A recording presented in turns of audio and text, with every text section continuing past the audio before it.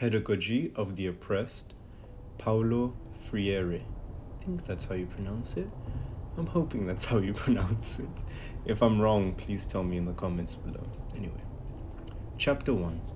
The Justification for a Pedagogy of the Oppressed. The contradiction between the oppressors and the oppressed, and how it is overcome. Oppression and the oppressors, oppression and the oppressed. Liberation, not a gift, not a self-achievement, but a mutual process. While the problem of humanization has always, from an axiological point of view, been humankind's central problem, it now takes on the character of an inescapable concern. So we're going to pause here for two reasons. What does axiological mean? Let's see. So axiological is an adjective that means relating to axiology, which is a philosophical study of value, worth, and goodness. I think it also relates to studies of the nature, types of criteria, values, and value judgments. Okay, we're also pausing here because there's a footnote. There's footnote 1. Let's go down all the way to the bottom. Footnote 1. The current movements of rebellion, especially those of youth, while they necessarily reflect the peculiarities of their respective settings, manifest in their essence this preoccupation with people as beings in the world, and with the world, preoccupation with what and how they are, quote, being. As they place consumer civilization in judgment, denounce bureaucracies of all types, demand the transformation of the universities, changing the rigid nature of the teacher-student relationship and placing that relationship within the context of reality, propose the transformation of reality itself so that universities can be renewed, attack old orders and established institutions in the attempt to affirm human beings as subjects of decision. All these movements reflect the style of our age, which is more anthropological than anthropocentric. Okay, what does anthropocentric mean? So anthropological, in my understanding, is the study of people, right? So what does anthropocentric? Anthropocentric regarding as the central or most important element of existence. Okay, so regarding humankind as the central or most important element of existence, especially opposed to God or animals. That's interesting. Okay. Let us continue all the way back up. Concern for humanization leads at once to the recognition of dehumanization, not only as an ontological possibility, but as an historical reality. And as an individual perceives the extent of dehumanization, he or she may ask if humanization is a viable possibility. Within history, in concrete, objective contexts, both humanization and dehumanization are possibilities for a person as an uncompleted being consciousness of their incompletion. While both humanization and dehumanization are real alternatives, only the first is the people's vocation. This vocation is constantly negated, yet it is affirmed by that very negation. It is thwarted by injustice, exploitation, oppression, and the violence of the oppressors. It is affirmed by the yearning of the oppressed for freedom and justice, and by their struggle to recover their lost humanity. Dehumanization, which marks not only those whose humanity has been stolen, but also, though in a different way, those who have stolen it. It is a distortion of the vocation of becoming more fully human. This distortion occurs within history, but it is not an historical vocation. Indeed, to admit of dehumanization as an historical vocation would lead either to cynicism or total disrepair. I'm going to pause here. So when we say dehumanization as an historical vocation, when we think of a vocation, I think like, oh, what's your vocation? What do you do? So a historical vocation is something tied to history. Something that, you know, when capitalists say humans are inherently selfish, humans are inherently competitive, humans are inherently self-interested, and that's why we need capitalism. That, I think, is what we're saying here. It's the kind of same argument that to admit of dehumanization as an historical vocation leads to cynicism and total disrepair. Let's continue. The struggle for humanization, for the emancipation of labor, for the overcoming of alienation, for the affirmation of men and women as persons would be meaningless. This struggle is possible only because dehumanization, although a concrete historical fact, is not a given destiny, but the result of an unjust order that engenders violence in the oppressors, which in turn dehumanizes the oppressed. Because it is a distortion of being more fully human, sooner or later being less human leads the oppressed to struggle against those who made them so. In order for the struggle to have meaning, the oppressed must not, in seeking to regain their humanity, which is a way to create it, become in turn oppressors of the oppressors, but rather restorers of the humanity of both. That is so beautiful. I'm going to repeat it. In order for this struggle to have meaning, the oppressed must not, in seeking to regain their humanity, which is a way to create it, become in turn oppressors of the oppressed, but rather restorers of the humanity of both. Beautiful. This, then, is the great humanistic and historical task of the oppressed, to liberate themselves and their oppressors as well. The oppressors who oppress, exploit, rape by virtue of their power cannot find in this power and strength to liberate either the oppressed or themselves. Only power that springs from the weakness of the oppressed will be sufficiently strong to free both. Any attempt to soften the power of the oppressor in defense to the weakness of the oppressed almost always manifests itself in the form of false generosity. Indeed, the attempt never goes beyond this. In order to have the continued opportunity to express their generosity, the oppressors must perpetuate injustice as well. An unjust social order is the permanent fount of this generosity, which is nourished by death, despair, and poverty. That is why the dispensers of false generosity become desperate at the slightest threat to its source. True generosity consists precisely in fighting to destroy the causes which nourish false charity. False charity constrains the fearful and subdued, the rejects of life, to extend their trembling hands.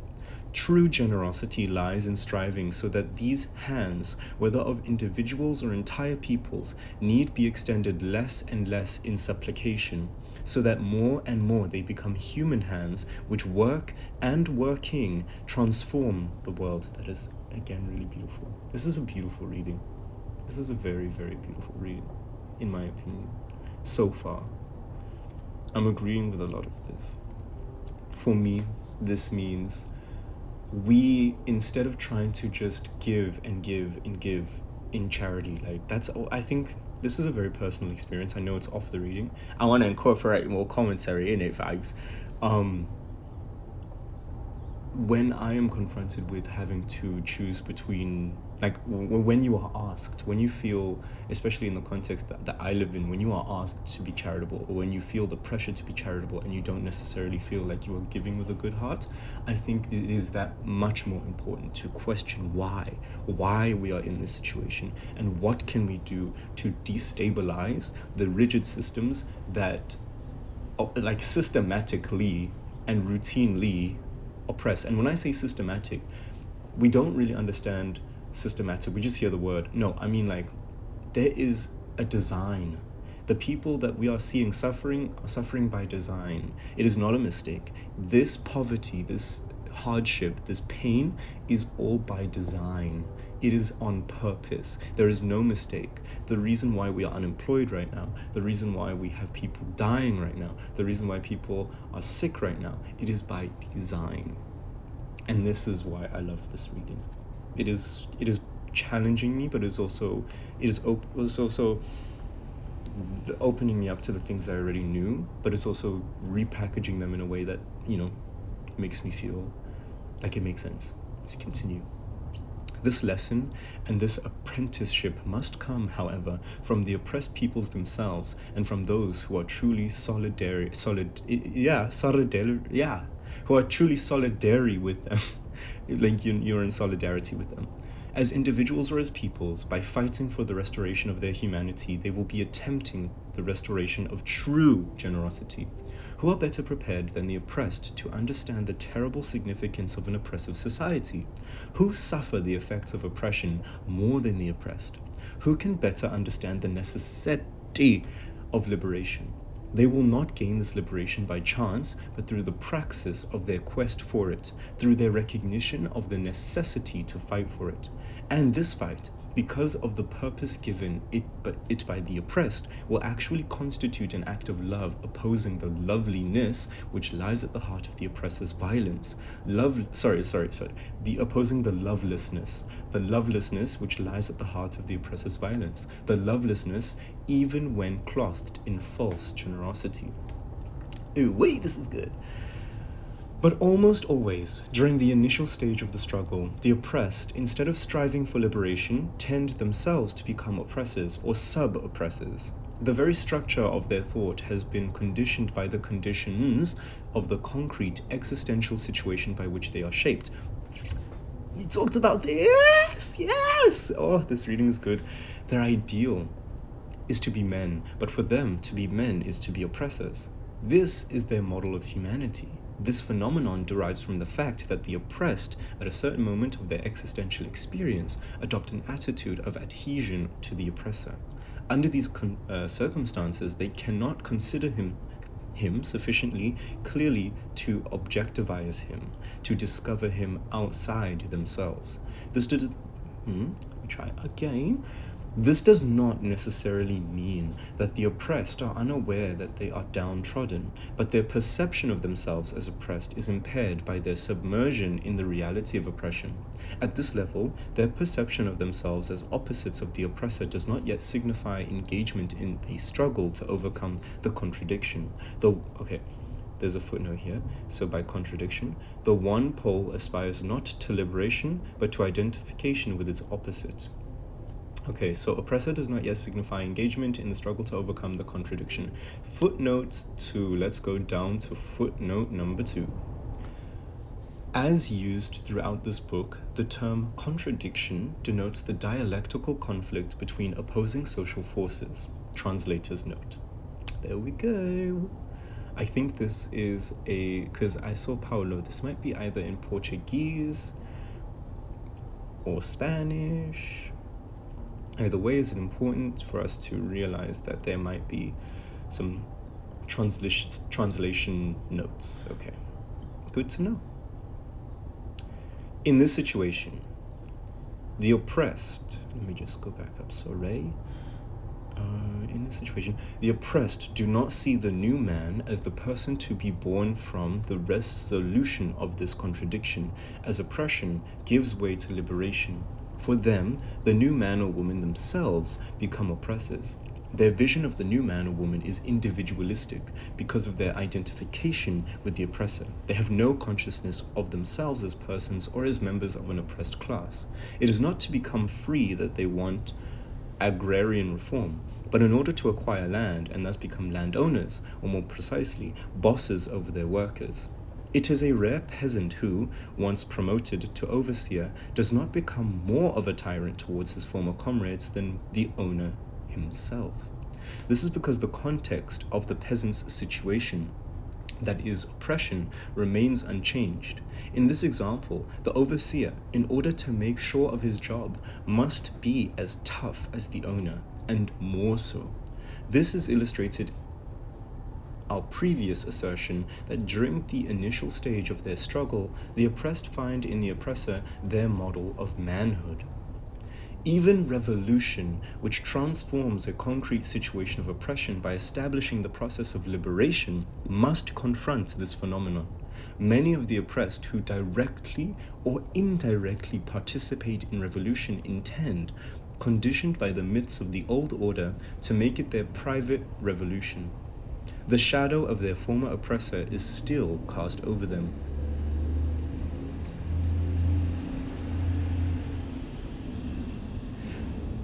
The fear of freedom, which affects the oppressed, a fear which may equally well lead them to desire the role of the oppressor or bind them to the role of the oppressed should be examined. Okay, so the fear of freedom which afflicts the oppressed, footnote 3, keep that in mind. We're going to footnote 3 now. Footnote 3. This fear of freedom is also to be found in the oppressors, though obviously in a different form. The oppressed are afraid to embrace freedom. The oppressors are afraid of losing the freedom to oppress. Deep, hey? This reading is deep, hey? Let's go back. It's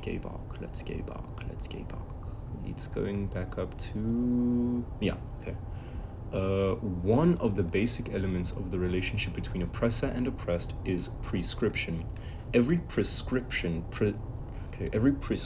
represents the imposition of one individual's choice upon another, transforming the consciousness of the person prescribed into one that conforms with the preserver's consciousness. Okay, let me try that again. One of the basic elements between oppressor and oppressed is prescription. Every prescription represents the imposition of one's individual choice upon another, transforming the consciousness of the person prescribed into one that conforms with the preserver's consciousness. Okay. Thus, the behavior of the oppressed is a prescribed behavior, following as it does the guidelines of the oppressor. Okay. The oppressed, having internalized the image of the oppressor and adopted his guidelines, are fearful of freedom. Freedom would require them to eject this image and replace it with autonomy and responsibility. Freedom is acquired by conquest, not gift. It must be pursued constantly and responsibly. Freedom is not an ideal located outside of man, nor is it an idea which becomes myth. It is rather the indispensable condition for the quest for human completion. To surmount the situation of oppression, people must first critically recognize its causes, so that through transforming action they can create a new situation, one which makes possible the pursuit of a fuller humanity. But the struggle to be more fully human has already begun in the authentic struggle to transform the situation. Although the situation of oppression is a dehumanized and dehumanizing totality, affecting both the oppressors and those whom they oppress, it is the latter who must, from their stifled humanity, wage for both the struggle for a fuller humanity, the oppressor, who is himself dehumanized because he dehumanizes others, is unable to lead this struggle. Bar. This whole reading is just bars. Wow, incredible. However, the oppressed, who have adapted to the structure of domination in which they are immersed and have become resigned to it, are inhibited from waging the struggle for freedom so long as they feel incapable of running the risks it requires. Moreover, their struggle for freedom threatens not only the oppressor, but also their own oppressed comrades, who are fearful of still greater repression. When they discover within themselves the yearning to be free, they perceive that this yearning can be transformed into a reality only when the same yearning is aroused in their comrades. But while dominated by the fear of freedom, they refuse to appeal to others, or to listen to the appeals of others, or even to the appeals of their own conscience. They prefer, okay, here we go, big word for Elmo, gregoriousness. I think that is gregoriousness. Let me just triple check that is gregoriousness, and we'll give a definition just because it's a big word for Elmo, you know? Gregariousness. Got you, gregariousness. Gregarious. Yeah, that one. Let's go to the definition. Gregariousness is the quality of enjoying the company of other people, being friendly and outgoing, or the tendency of animals to live in more groups. Gregariousness. Okay, sorry. They prefer gregariousness to authentic comradeship. They prefer the security of conformity with their state of unfreedom to the creative communion produced by freedom and even the very pursuit of freedom. The oppressed suffer from the duality which has established itself in their innermost being. They discover that without freedom they cannot exist authentically. Yet, although they desire authentic existence, they fear it. They are at once and the same time themselves and the oppressor whose conditions they have internalized. The conflict lies in the choice between being wholly themselves or being divided, between ejecting the oppressor within or not ejecting him, between human solidarity or alienation, between following prescriptions or having choices, between being spectators or actors, between acting or having the illusion of acting through the action of the oppressors, between speaking out or being silenced, castrated in their power to create and recreate, in their power to transform the world.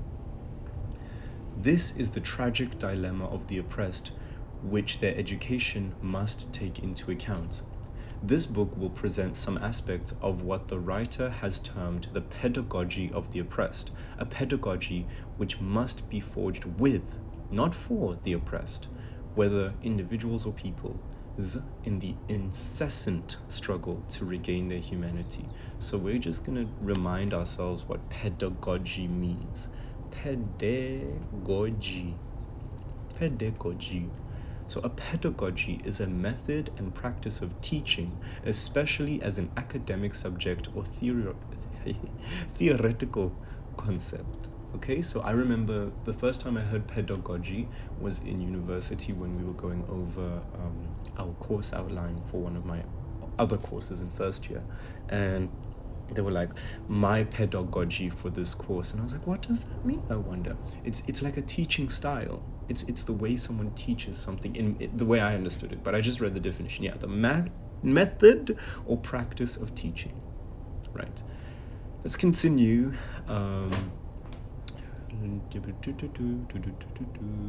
Right. Regain their humanity is where we left off. This pedagogy makes oppression and its causes objects of reflection by the oppressed, and from that reflection will come their necessary engagement in the struggle for their liberation. And in the struggle, this pedagogy will be made and remade. The central problem is this: how can the oppressed, as divided, unauthentic beings, participate in developing the pedagogy of their liberation? Only as they discover themselves to be hosts of the oppressor can they contribute to the midwifery of their liberating pedagogy. As long as they live in the duality in which to be is to be like, and to be like is to be like the oppressor, this contribution is possible.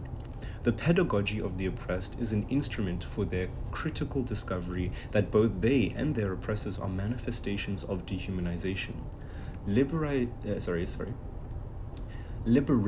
is thus a childbirth and a painful one. The man or woman who emerges is a new person, viable only as the oppressor-oppressed contradiction is superseded by the humanization of all people. Or to put it another way, the solution of this contradiction is born in the labor which brings into the world this new being, no longer oppressor nor oppressed. No longer oppressor, no longer oppressed, but a human in the processes of achieving freedom. There might be some slight mistranslations, slightly. That's why we have those notes. That's why we have those little notes. Anyway, this solution cannot be achieved in idealistic terms. In order for the oppressed to be able to wage the struggle for their liberation, they must perceive the reality of oppression not as a closed world from which there is no exit, but as a limiting situation which they can transform. This perception is a necessary but not a sufficient condition for liberation. It must become the motivating force for liberating action.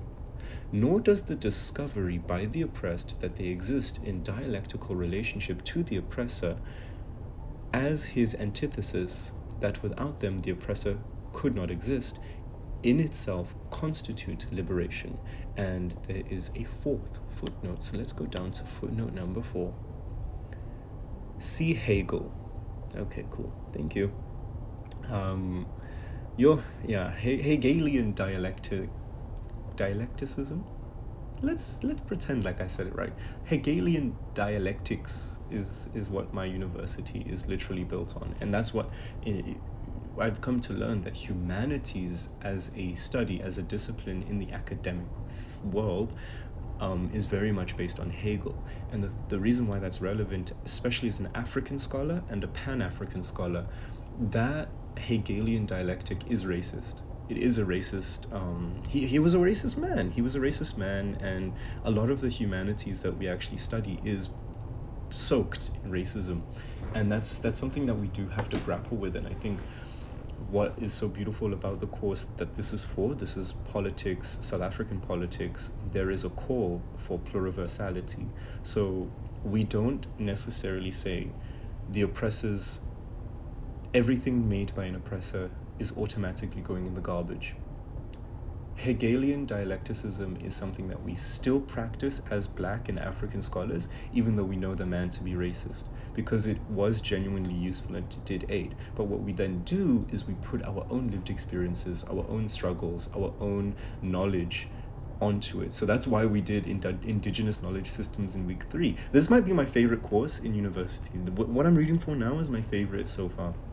This literally clears, like, African studies is actually so disappointing, because this is politics. You'd think politics would be like, oh yeah, like you have this, but this politics is so revolutionary and radical for the African context, when African studies itself is, in my opinion, trying to make it so like, oh, how can Africa integrate into the world in a capitalist, neo-capitalist system? And I'm very anti-capitalist, because this is what my education has taught me.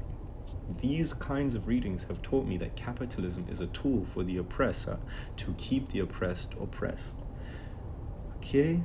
Sorry for that tangent. I know, I'm just trying to explain it for myself. If you have something to say, please say so in the comments. We can continue this in the comments. We can have a discussion about this. But yeah, we're going to continue with the reading, okay? Okay, so constitute liberation. The oppressed can overcome the contradiction in which they are caught only when this perception enlists them in the struggle to free themselves. The same is true with respect to the individual oppressor as a person. Discovering himself to be an oppressor may cause considerable anguish, but it does not necessarily lead to solidarity with the oppressed. Rationalizing his guilt through paternalistic treatment of the oppressed, all the while holding them fast in a position of dependence, will not do so. Solidarity requires that one enter into the situation of those with whom one is solidary. It is a radical posture.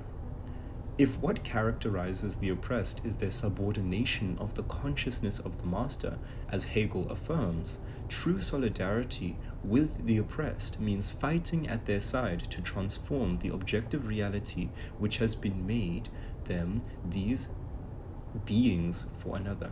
So we're going to the fifth footnote,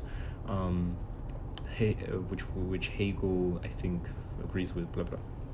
Okay, so analyzing the dialectical relationship between the consciousness of the master and the consciousness of the oppressed, Hegel states, the one is independent, and its essential nature is to be for itself.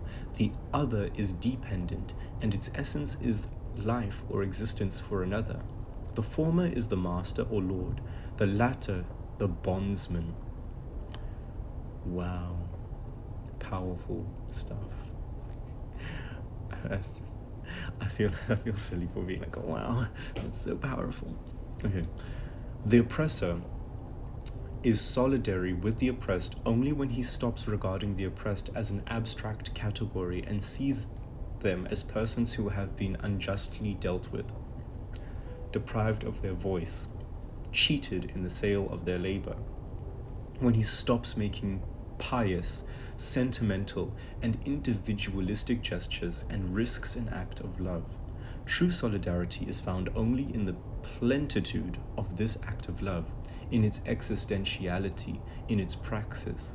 To affirm that men and women are persons as persons should be free, and yet do nothing tangible to make this affirmation a reality, is a farce. Since it is a concrete situation that the oppressor-oppressed contradiction is established, the resolution of this contradiction must be objectively Yes, verifiable. There we go. Sorry, I thought I had dyslexia for a bit. Verifiable.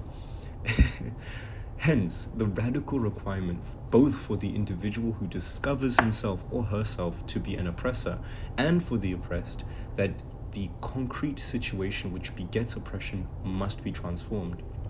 To present this radical demand for the objective transformation of reality, to combat subjectivist immobility which would divert the recognition of the oppressed into patient waiting for oppression to disappear by itself, is not to dismiss the role of subjectivity in the struggle to change structures. On the contrary, one cannot conceive of objectivity without subjectivity.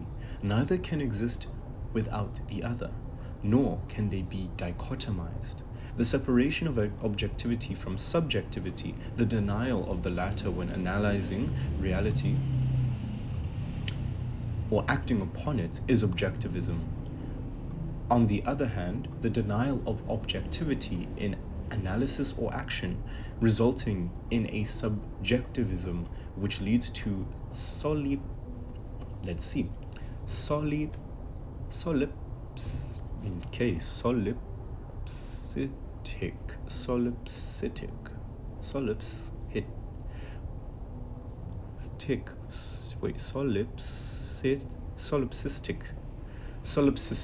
Let me try. Let me see the translation.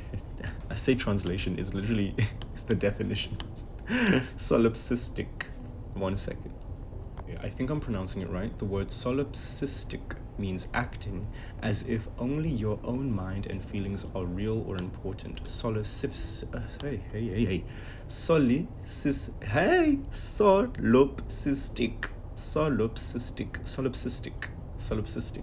Wonderful. Solipsistic positions denies action itself or denying action itself by denying objective reality. Solipsistic. Oh, that's a good word. Solipsistic. I'm going to do the definition again. Solipsistic, acting as if only your own mind and feelings are real or important. As if your own mind and feelings are real or important. Only. Okay, solipsistic. Ooh. Denies action itself by denying objective reality. Neither objectivism nor subjectivism nor yet psychologism is propounded here, but rather subjectivity and objectivity in constant dialectical relationship. To deny the importance of subjectivity in the process of transforming the world and history is naive and simplistic. It is to admit the impossible, a world without people.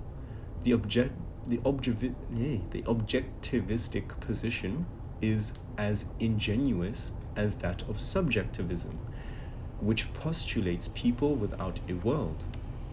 World and human beings do not exist apart from each other. They exist in constant interaction. Y'all are about to get mad. People who don't like Karl Marx are about to get mad. Marx does not espouse such a dichotomy, nor does any other critical, realistic thinker. What Marx criticized and scientifically destroyed was not subjectivity, but subjectivism and psychologism. Just as objective social reality exists not by chance, but as the product of human action, so it is not transformed by chance. If humankind produce social reality, which in the inversion of the praxis turns back upon them and conditions them, then transforming that reality is an historical task, a task for humanity. Okay, let's unpack that. So if humankind produce a social reality, so we are the people who make this reality, which in the inversion of the praxis, so it then goes the other way. Again, the social reality turns back and then conditions us. We must then, as human beings, transform the social reality in which we are placed. It is a task for us as humanity to change and transform the social reality we made, even though we are being reproduced within that same social reality. It's complex. This is why I like humanities. It's complex. We hope we grow and expand ourselves. Oh gosh, okay, I'm seeing something in Latin or Spanish. Okay, let me try. That's later in it, but we'll keep going. So, reality which becomes oppressive results in the contradistinction of men as oppressors and oppressed. The latter, whose task it is to struggle for their liberation together with those who show true solidarity, must acquire a critical awareness of oppression through the praxis of the struggle. One of the gravest obstacles to the achievement of liberation is that oppressive reality absorbs those within it and thereby acts to submerge human beings' consciousness. Footnote number 6, footnote number 6, footnote number 6, footnote number 6, footnote number 6, footnote number 6. Let's go to footnote number 6. Footnote number 6. Liberating action necessarily involves a moment of perception and volition.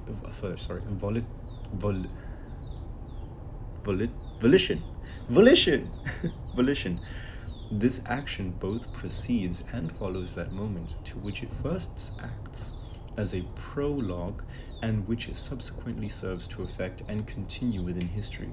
The action of domination, however, does not necessarily imply this dimension, for the structure of domination is maintained by its own mechanical and unconscious functionality.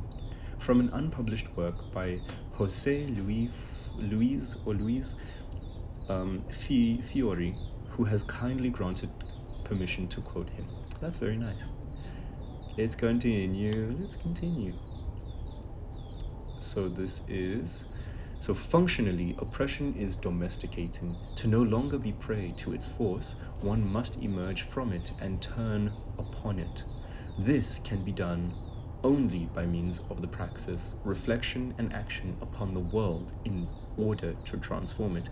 I repeat, this can be done only by means of the praxis, reflection and action upon the world in order to transform it.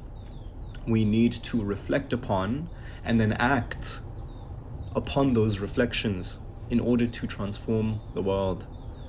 Here we go. This is a translation. I'm not going to try and say it in the original language. This looks like La Infimia.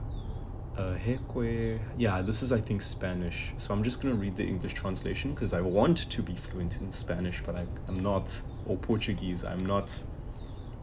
One must make real oppression still more oppressive, adding to it the consciousness of the oppression, making the shame even more shameful by proclaiming it. One more time. One must make real oppression still more oppressive, adding to it the consciousness of the oppression, making the shame even more shameful by proclaiming it. Footnote number 7. Let's unpack this. Karl Marx and Friedrich Engels, La Sagrada Familia,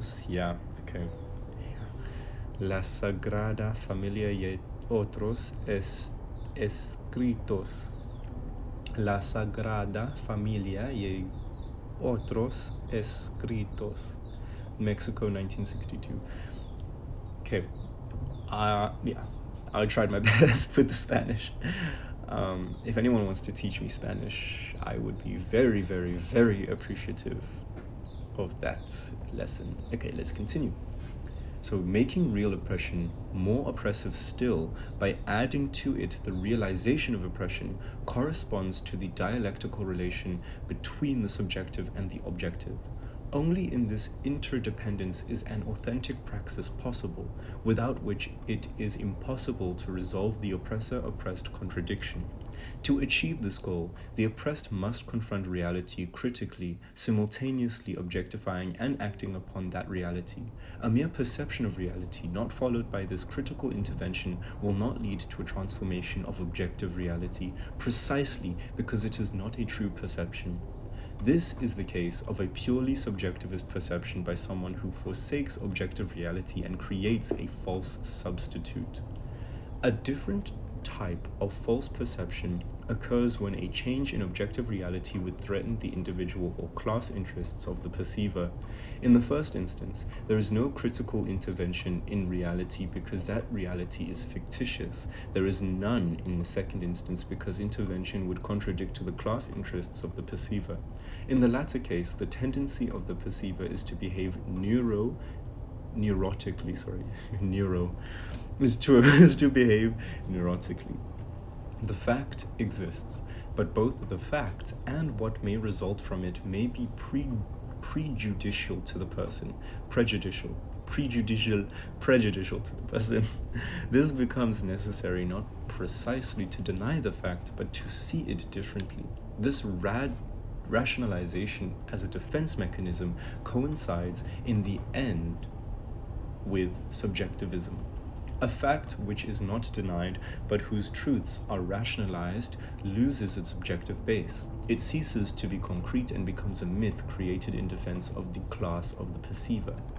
Herein lies one of the reasons for the prohibitions and the difficulties to be discussed at length in Chapter 4, designed to dissuade the people from critical intervention in reality. Please comment if you want me to read the whole book, because I really like this reading.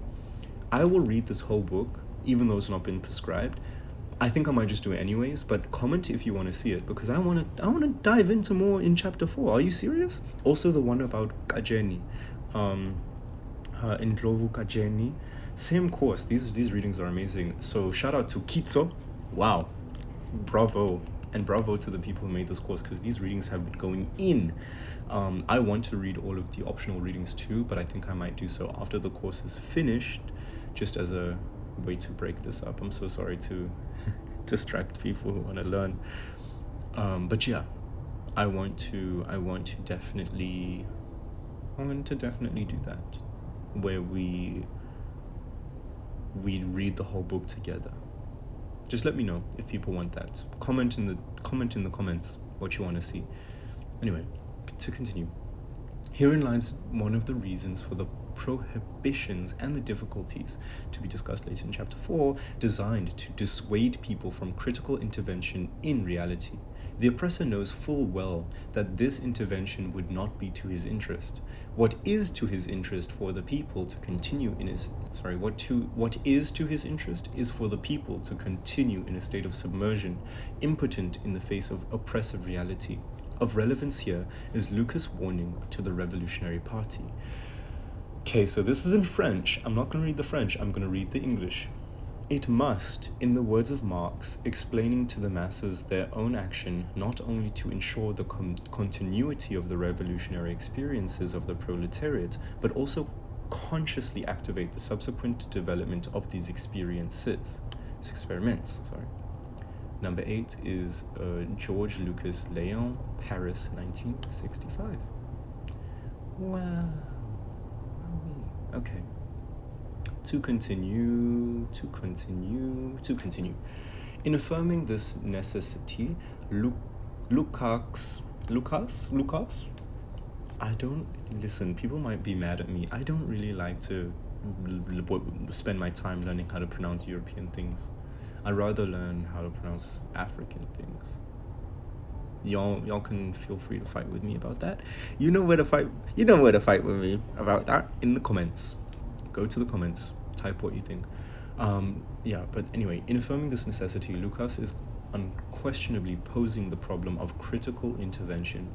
To explain the masses their own action is to clarify and illuminate that action, both regarding its relationship to the objective facts by which it was prompted and regarding its purposes.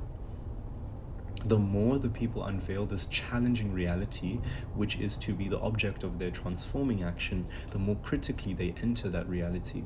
In this way, they are consciously activating the subsequent development of their experiences.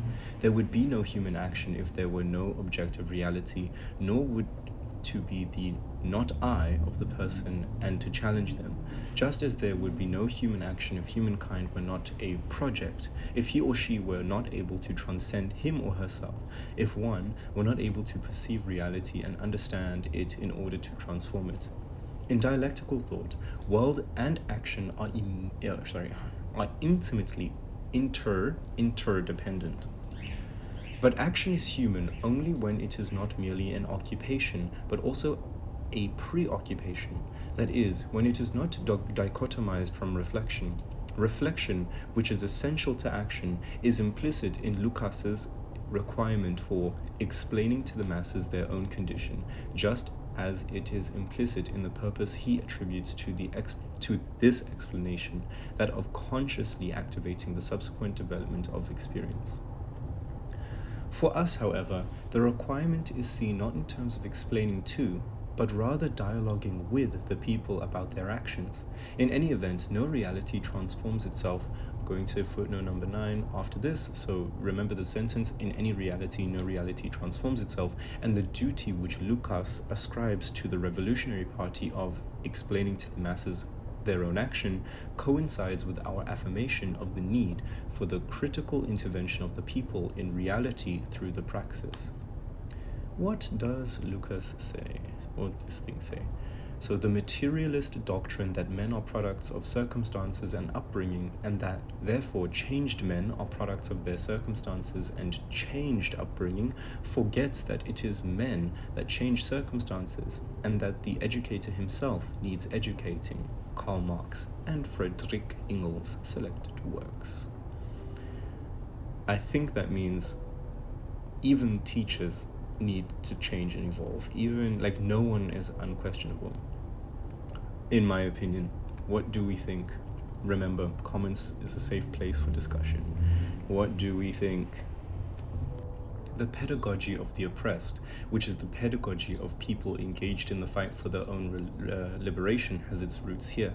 And those who recognize or begin to recognize themselves as oppressed must be among the developers of this pedagogy. No pedagogy which is truly liberating can remain distant from the oppressed by treating them as unfortunate and by presenting for their emulation models from among the oppressors. The oppressed must be their own example in the struggle for their redemption. So the oppressed must be their own example in the struggle for their redemption. I hope I said, let me just check. Got you. I did say it right, I think. You can comment on it. I'm really fired up today about these comments. Please comment, like, and subscribe, because it really does help. And I want to make this more accessible to people. So do your big one. I'll answer any questions in the comments. I don't want to say I'm a loser with too much free time, but I'm doing this. So, I mean, we're all losers with too much free time. Don't you agree? If I tell you to comment one more time, I think I am going to shut myself up. Anyway, let's continue. The pedagogy of the oppressed, animated by authentic, humanist, not humanitarian, generosity, presents itself as a pedagogy of humankind. Pedagogy which begins with the egoistic interests of the oppressors, an egoism cloaked in the false generosity of paternalism, and makes the oppressed the objects of its humanitarianism, itself maintains and embodies oppression. It is an instrument of dehumanization.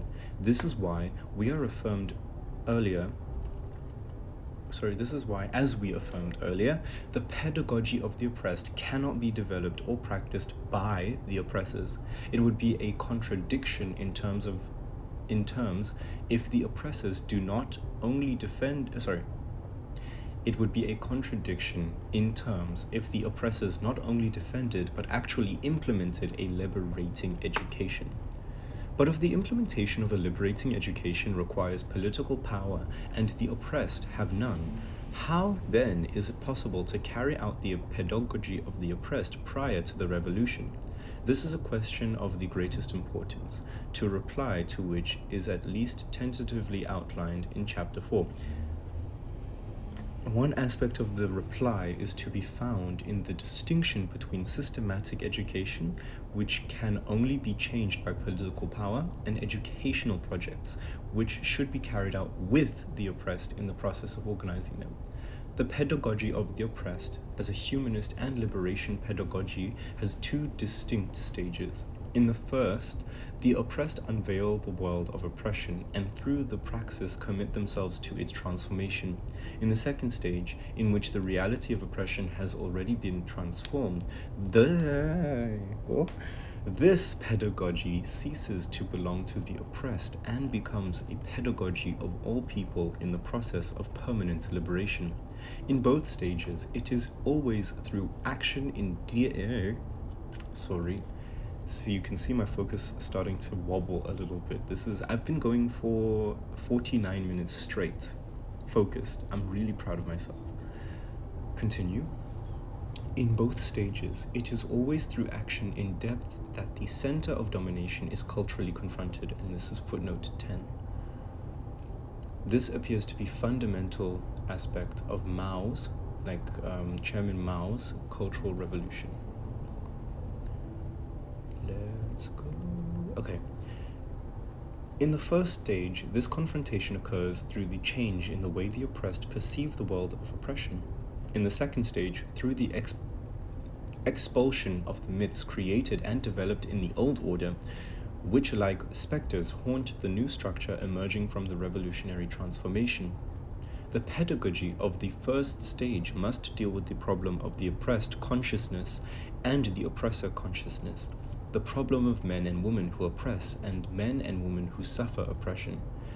It must take into account their behavior, their view of the world, and their ethics. A particular problem is the duality of the oppressed.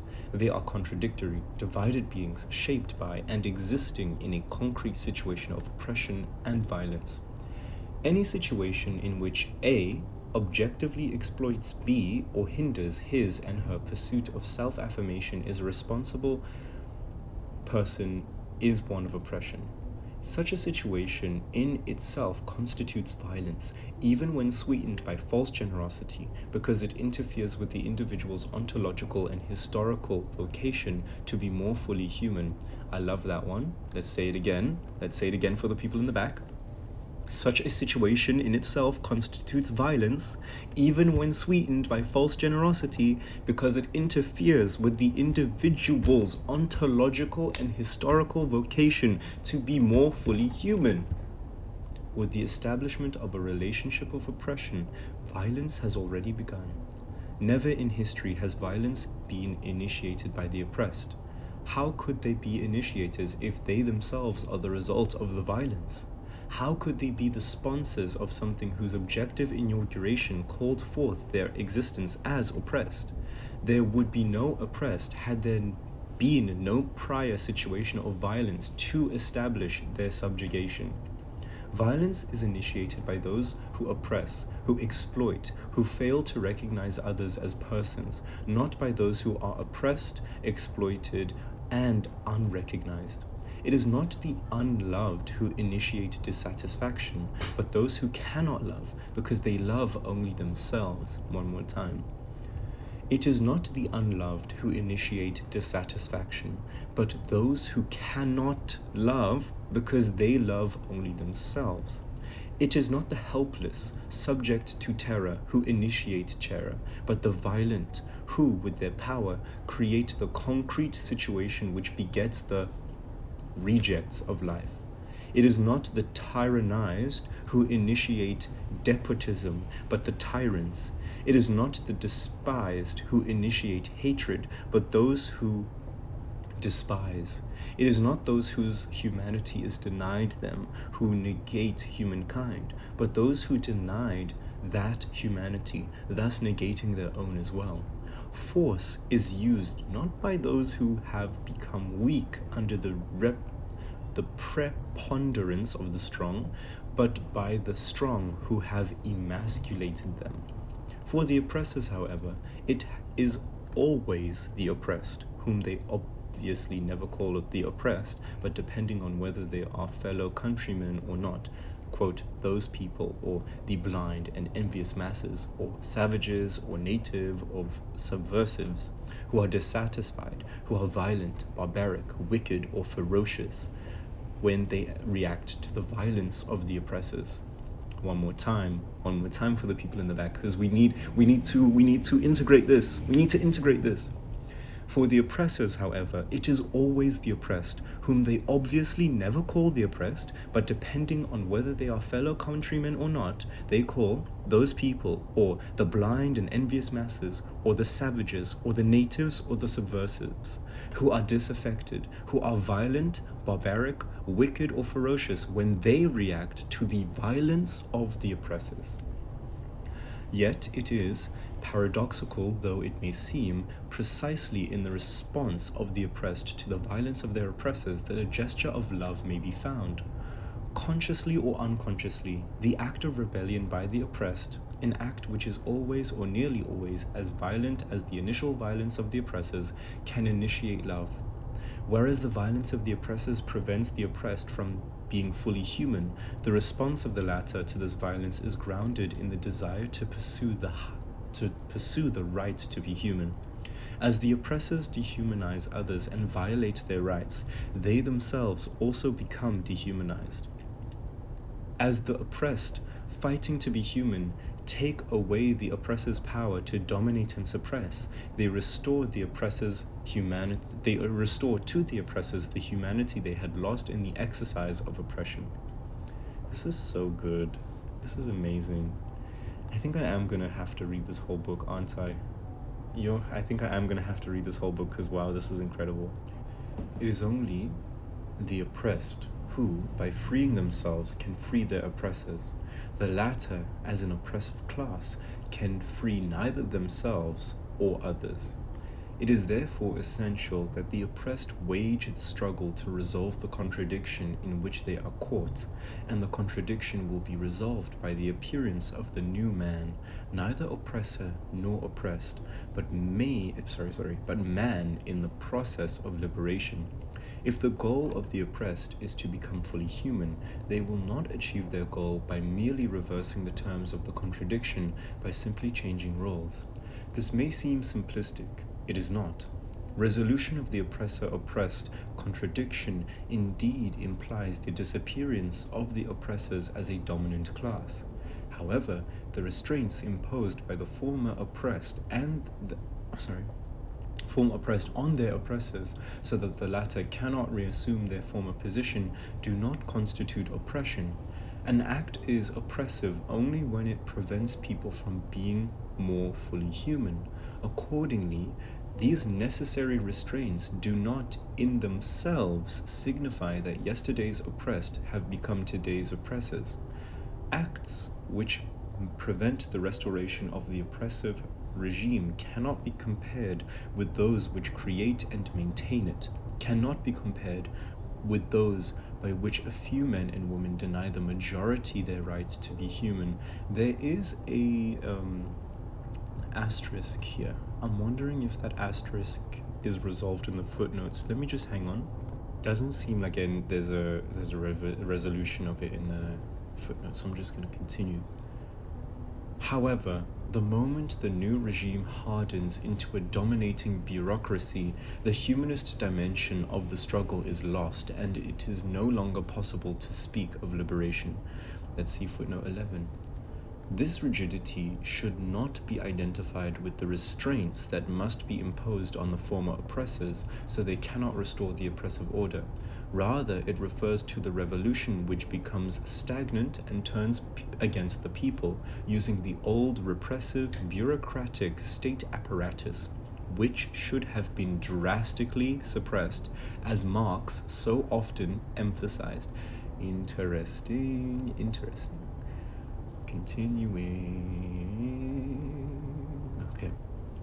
The human. We did that. Yeah. Hence, our insistence that the authentic solution of the oppressor-oppressed contradiction does not lie in a mere reversal of position, in moving from one pole to another, nor does it lie in the replacement of the former oppressors with new ones who continue to subjugate the oppressed, all in the name of their liberation. But even when the contradiction is resolved authentically by a new situation established by the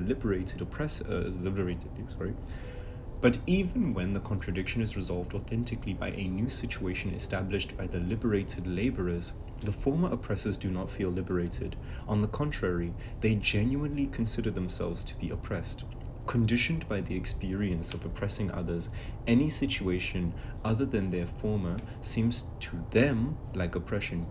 Formerly, they could eat, dress, wear shoes, be educated, travel, and hear Beethoven, while millions did not eat, had no clothes or shoes, neither studied nor traveled, much less listened to Beethoven. Any restriction on this way of life, in the name of the rights of the community, appears to the former oppressors as a profound violation of their individual rights, although they had no respect for the millions who suffered and died of hunger, pain, sorrow, and despair. For the oppressors, human beings refers to only themselves, and other people are things. For the oppressors, there exists only one right, their right to live in peace, over against the right, not always even recognized, but simply conceded, of the oppressed to survival. And they make this concession only because the existence of the oppressed is necessary for their own existence. This behavior, this way of understanding the world and people, which necessarily makes the oppressors resist the installation of a new regime, is explained by their experience as a dominant class. Once a situation of violence and oppression has been established, it engenders an entire way of life and behavior for those caught up in it, oppressors and oppressed alike. Both are submerged in this situation, and both bear the masks of oppression. Analysis of existential situations of oppression reveals that their inception lay in an act of violence initiated by those with power. This violence, as a process, is perpetuated from generation to generation of oppressors who become its heirs and are shaped in its climate. This climate creates in the oppressor a strongly possessive consciousness, possessive of the world and of men and women. Apart from direct, concrete material possession of the world and of people, the oppressor consciousness could not understand itself, could not even exist. From said, so From is the name of a person, From said of this consciousness that, without such possession, it would lose contact with the world. The oppressor consciousness tends to transform everything surrounding it into an object of its domination. The earth, property, production, the creations of people, people themselves, time, everything is reduced to the status of objects at its disposal. In their unrestrained eagerness to possess, the oppressors develop the conviction that it is possible for them to transform everything into objects of their purchasing power, hence their strictly materialistic concept of existence. Money is the measure of all things, and profit is the primary goal. For the oppressors, what is worthwhile is to have more, always more, even at the cost of the oppressed having less or having nothing. For them, to be is to have, and to be the class of the haves. As beneficiaries of a situation of oppression, the oppressors cannot perceive that if having is a condition of being, it is a necessary condition for all women and men.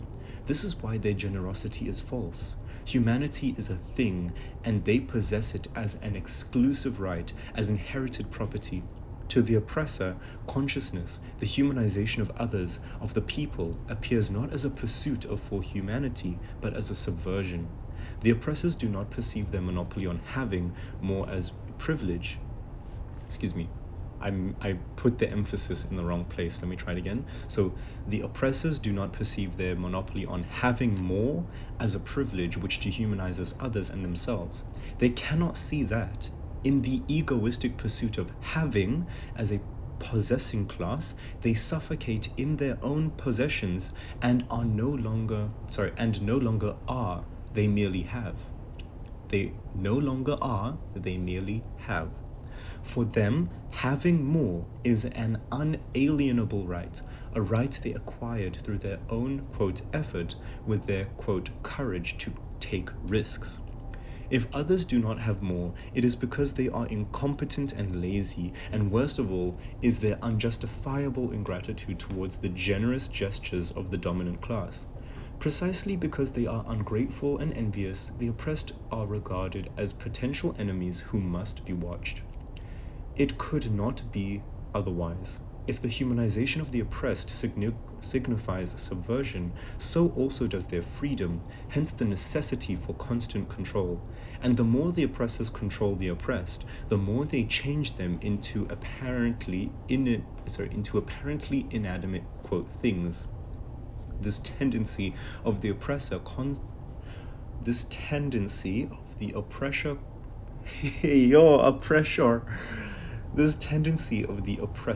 consciousness to inanimate everything and everyone it encounters in its eagerness to possess unquestionably corresponds with a tendency to sadism. Oh, this is juicy. This reading is juicy. This reading is incredibly juicy. The pleasure in complete domination over another person or another animate creature is the very essence of a sadistic drive. Another way of formulating the same thought is to say that the aim of sadism is to transform a man into a thing, something animate into something inanimate, since by complete and absolute control, the living loses one essential quality of life: freedom.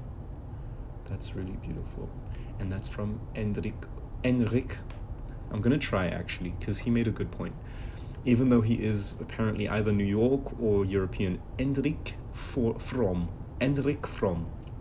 I tried, hey? I actually did try. I did try with that pronunciation, okay? Please, I did actually put some effort into it. Sadistic love is a perverted love, a love of death, not life. One of the characteristics of the oppressor consciousness and its necrophilic view of the world is thus sadism. As the oppressor, consciousness, in order to dominate, tries to deter the drive to search, the restlessness, and the creative power which characterize life. It kills life. More and more, the oppressors are using science and technology as unquestionably powerful instruments for their purpose, the maintenance of the oppressive order through manipulation and repression. Footnote 13,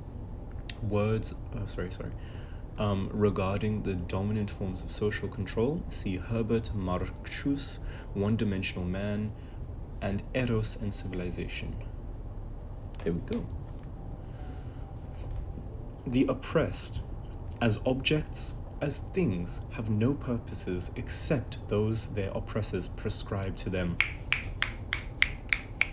Say it for the people in the back one more time. The oppressed, as objects, as things, have no purposes except those their oppressors prescribe to them. People are going to be mad when they hear that one. Given the preceding context, another issue of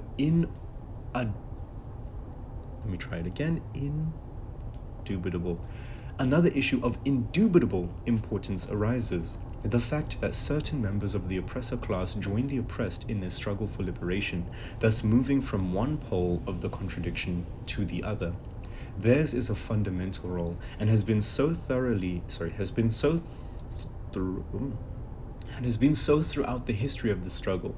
It happens, however, that as they cease to be exploiters or indifferent spectators or simply the heirs of exploitation and move to the side of the exploited, they almost always bring with them the marks of their origin, their prejudices and their deformations, which include a lack of confidence in the people's ability to think, to want, and to know.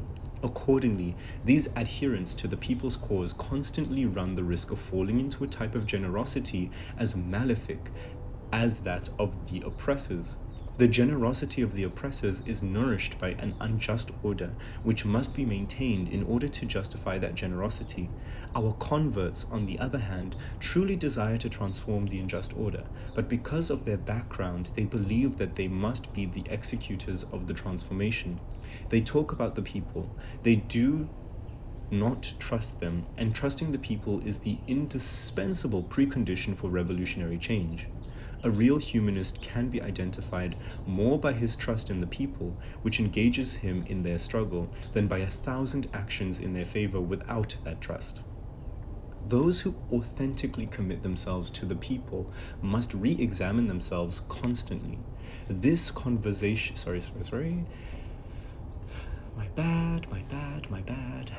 This conversion, not conversation, but conversion is so radical as not to allow of ambiguous behavior. To affirm this commitment, but to consider oneself the proprietor of revolutionary wisdom, which must be given or imposed on the people, is to retain the old ways. The man or woman who proclaims devotion to the cause of liberation, yet is unable to enter into communication with the people, whom he or she continues to regard as totally ignorant, is grievously self-deceived. The convert who approaches the people but feels alarm at each step they take, each doubt they express, each suggestion they offer, and attempts to impose his status, remains nostalgic towards his origins. Conversion to the people requires a profound rebirth. Those who undergo it must take on a new form of existence. They can no longer remain as they were. Only through comradeship with the oppressed can the converts understand their characteristic ways of living and behaving, which in diverse moments reflect the structure of domination. One of these characteristics is the previously mentioned existential duality of the oppressed, who are at the same time themselves and the oppressor, whose image they have internalized. Accordingly, they will concretely discover their oppressor and in turn their own consciousness. They nearly always express fatalistic attitudes towards their situation. The peasant begins to get courage to overcome his dependence when he realizes that he is dependent. Until then, he goes along with the boss and says, "What can I do?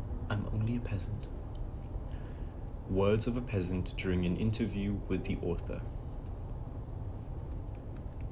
When superficially analyzed, this fatalism is sometimes interpreted as a docility trait that is a trait of national character.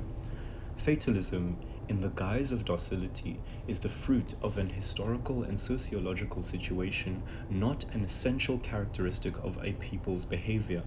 It almost always is related to the power of destiny or fate or fortune, inevitable forces, or to a distorted view of God. Under the sway of the magic and myth, the oppressed, especially the peasants, who are almost submerged in nature, see their suffering, the fruit of exploitation, as the will of God, as if God were the creator of this organized disorder. See number 15. Si Candido Mendes, Memento dos Vivos, a esquerda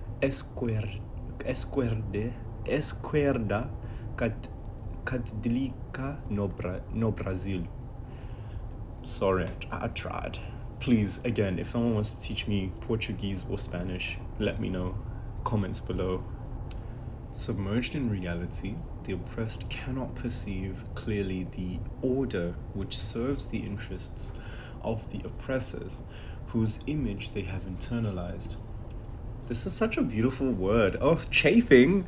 Please, chafing under the restrictions of this order, they often manifest a type of horizontal violence, striking out at their own comrades for the pettiest reasons. The colonized man will first manifest his aggressiveness, which has been deposited in his bones against his own people. This is the period when I think I know what that word is, but all I can see is the N and then S because they've censored it, beat each other up, and the police and magistrates do not know which way to turn when faced with the astonishing waves of crime in North Africa, while the settler or the policeman has the right to live long day, to strike the native, to insult him and to make him crawl to them. You will see the native reaching for his knife at the slightest hostile or aggressive glance on him by another native, for the last resort of the native to defend his personality vis-a-vis his brother. Footnote 16. Frantz Fanon, Wretched of the Earth. Period. Maturing is growing up and reading Frantz Fanon. It is possible that in this behavior, they are once more manifesting their duality, because the oppressor exists within their oppressed comrades when they attack those comrades that are indirectly attacking the oppressor as well. On the other hand, at a certain point in their existential experience, the oppressed feel an irresistible attraction towards the oppressors and their way of life. Sharing this way of life becomes an overpowering aspiration. In their alienation, the oppressed want at any cost to resemble the oppressors, to imitate them, to follow them.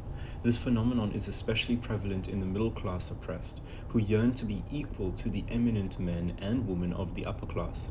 Albert Memmi, in an exceptional analysis of the colonized mentality, refers to the concept he felt, towards the contempt he felt towards the colonizer, mixed with passionate attraction towards him. How could the colonizer look after his workers while periodically gunning down a crowd of colonized? How could the colonized deny himself so cruelly yet make such excessive demands? How could he hate the colonizers and yet admire them so passionately? I too felt this admiration in spite of myself. Footnote 17, The Colonizer and the Colonized, Boston, 1976. They call themselves ignorant, and they say the professor is the one who has the knowledge and to whom they should listen. The criteria of knowledge imposed upon them are the conventional ones. Why don't you, said a peasant participating in a culture circle, explain the pictures first? That way it'll take less time and won't give us a headache. And that's footnote 19.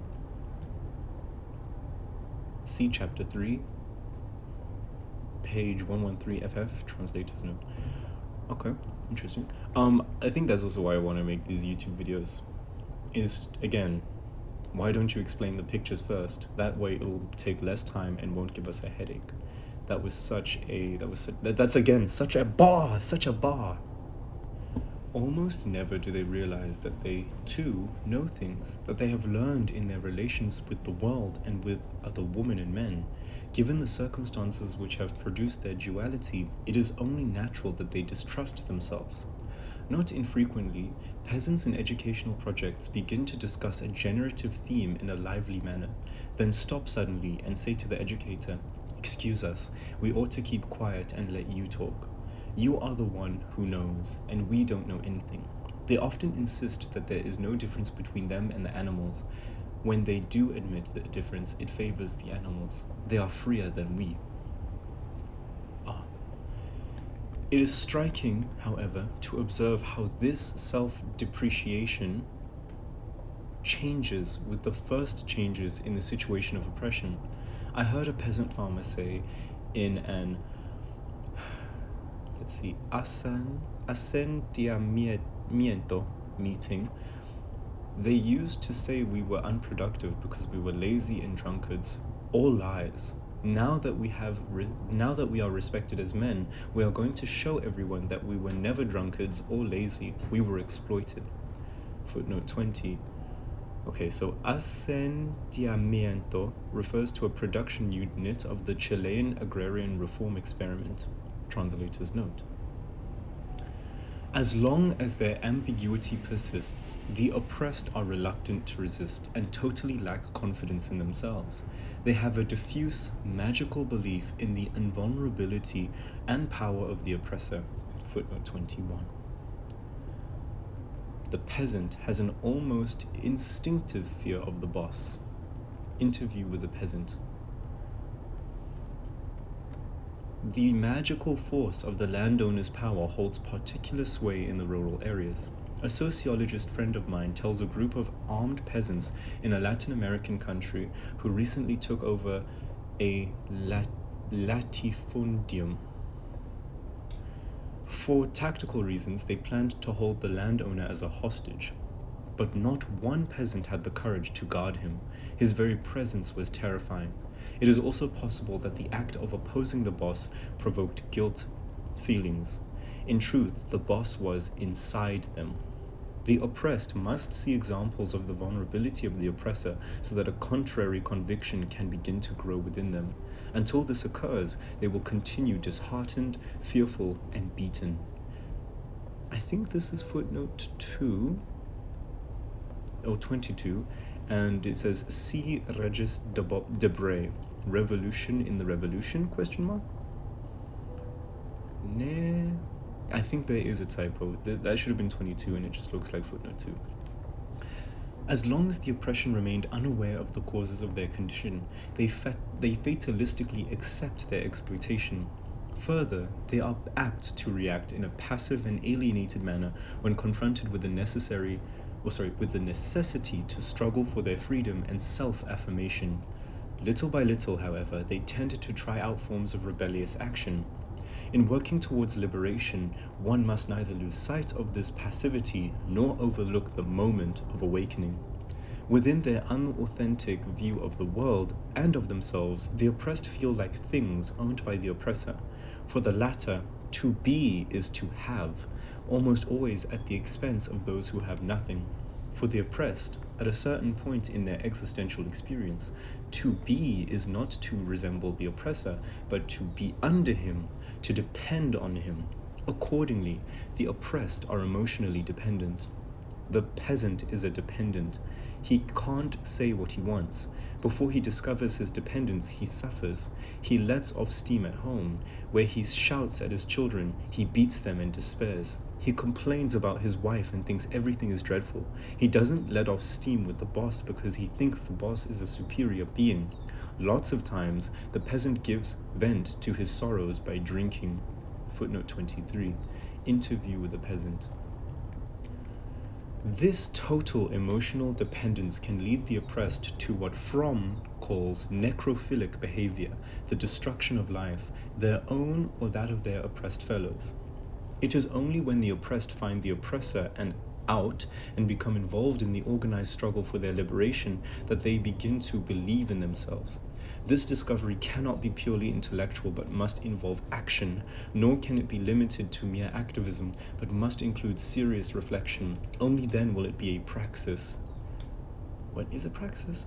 I know what a praxis is, but I just want to explain it for people who might be listening.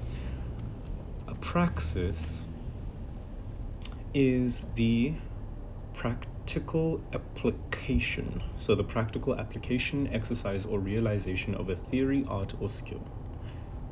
You see? Okay. Critical and liberating dialogue, which presupposes action, must be carried out with the oppressed at whatever the stage of their struggle for liberation. 24. Not in the open, of course. That would only provoke the fury of the oppressor and lead to still greater repression. The content of that dialogue can and should vary in accordance with historical conditions and the level at which the oppressed perceive reality. But to substitute monologue slogans and communiques, woo, this is, and I tell you, they're using nice words. This thing is written so well. Sorry, I'm so happy to be reading something that is pleasing to the eye. To substitute monologue, slogans, and communiques for dialogue is to attempt to liberate the oppressed with the instruments of domestication. Attempting to liberate the oppressed without their reflective participation in the act of liberation is to treat them as objects which must be saved from a burning building. It is to lead them into the populist pitfall and transform them into masses which can be manipulated. At all stages of their liberation, the oppressed must see themselves as women and men engaged in the ontological and historical vocation of becoming more fully human. Reflection and action become imperative when one does not erroneously attempt to dichotomize the content of humanity from its historical forms. The insistence that the oppressed engaged in reflection on their concrete situation is not a call to armchair revolution. On the contrary, true reflection leads to action. On the other hand, when the situation calls for action, the action will constitute an authentic praxis only if its consequences become the object of critical reflection. In this sense, the praxis is the new raison d'être. I think I said that right, raison d'être of the oppressed. And the revolution which inaugurates the historical moment of this raison d'être is not viable apart from their concomitant conscious involvement. What is concomitant? I'm so glad you asked. I was also curious. Concomitant. Let us see what concomitant is. Concomitant, naturally accomplishing or associated. Concomitant. Concomitant. Oh, sorry, concomitant. Concomitant, sorry. Concomitant. Concomitant, there we go. Conscious involvement. Otherwise, action is pure activism. See, I like this reading. To achieve this praxis, however, it is necessary to trust in the oppressed and their ability to reason. Whoever lacks this trust will fail to initiate or will abandon dialogue, reflection, and communication, and will fall into using slogans, communiques, monologues, and instructions. Superficial conversions to the cause of liberation carry this danger. Political action on the side of the oppressed must be pedagogical action in the authentic sense of the word, and therefore action with the oppressed. Those who work for liberation must not take advantage of the emotional dependence of the oppressed, dependence that is the fruit of the concrete situation of domination which surrounds them and which engendered their authentic view of the world. Using their dependence to create still greater dependence is an oppressor tactic. Liberation action must recognize this dependence as a weak point and must attempt through reflection and action to transform it into independence. However, not even the best intentioned leadership can bestow independence as a gift. The liberation of the oppressed is a liberation of women and men, not things. Accordingly, while no one liberates himself by his own efforts alone, neither is he liberated by others. Liberation, a human phenomenon, cannot be achieved by semi-humans. Any attempt to treat people as semi-humans only dehumanizes them. When people are already dehumanized due to the oppression they suffer, the process of their liberation must not employ the methods of dehumanization. I love this one. I really love this reading, man. The correct method for a revolutionary leadership to employ in the task of liberation is, therefore, not libertarian propaganda, nor can the leadership merely implant in the oppressed a belief in freedom, thus thinking to win their trust. The correct method lies in dialogue. The conviction of the oppressed that they must fight for their liberation is not a gift bestowed by the revolutionary leadership, but the result of their own. I'm gonna try do it in Portuguese. Conscientização. Okay, so I butchered that. If a Brazilian or a Portuguese speaker is in the comments, please tell me how to. please, tell me. And then of their own critical consciousness. But a result of their own critical consciousness. So let me see. Conscientização. No. Bad. Just bad. The revolutionary leaders must realize that their own conviction is the necessity for struggle. An indispensable dimension of revolutionary wisdom was not given to them by anyone else, if it is authentic. This conviction cannot be packaged and sold. It is reached, rather, by means of totality of reflection and action. Only the leader's own involvement in reality within an historical situation led them to criticize this situation and wish to change it. Likewise, the oppressed, who do not commit themselves to the struggle unless they are convinced, and who, if they do not make such a commitment, withhold the indispensable conditions for the struggle, must reach this conviction as subjects, not as objects. They also must intervene critically in the situation which surrounds them, and whose mark they bear. Propaganda cannot achieve this. While the conviction of the necessity for struggle, without which the struggle is unfeasible, is indispensable to the revolutionary leadership, indeed, it was this conviction which constituted that leadership. It is also necessary for the oppressed. It is necessary, that is, unless one intends to carry out the transformation for the oppressed rather than with them. It is my belief that only the latter form of transformation is valid. Footnote 25. These points will be discussed at length in chapter 4. Lovely. The object in presenting these considerations is to defend the eminently pedagogical character of the revolution. The revolutionary leaders of every epoch who have affirmed that the oppressed must accept the struggle for their liberation, an obvious point, have also thereby implicitly recognized the pedagogical aspect of the struggle. Many of the leaders, however, perhaps due to natural and understandable biases against pedagogy, have ended up using the educational methods employed by the oppressor. They deny pedagogical action in the liberation process, but they use propaganda to convince. It is essential for the oppressed to realize that when they accept the struggle for humanization, they also accept from that moment their total responsibility for the struggle. They must realize that they are fighting not merely for freedom from hunger, but for freedom to create and construct, to wander and to venture. Such freedom requires that the individual be active and responsible, not a slave or a well-fed cog in a machine.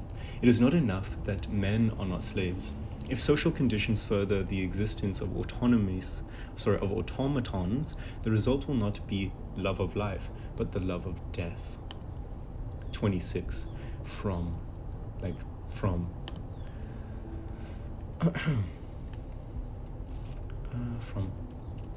the oppressed, who have been shaped by the death-affirming climate of oppression, must find through their struggle the way to life-affirming humanization, which does not lie simply in having more to eat, although it does involve having more to eat and cannot fail to include this aspect.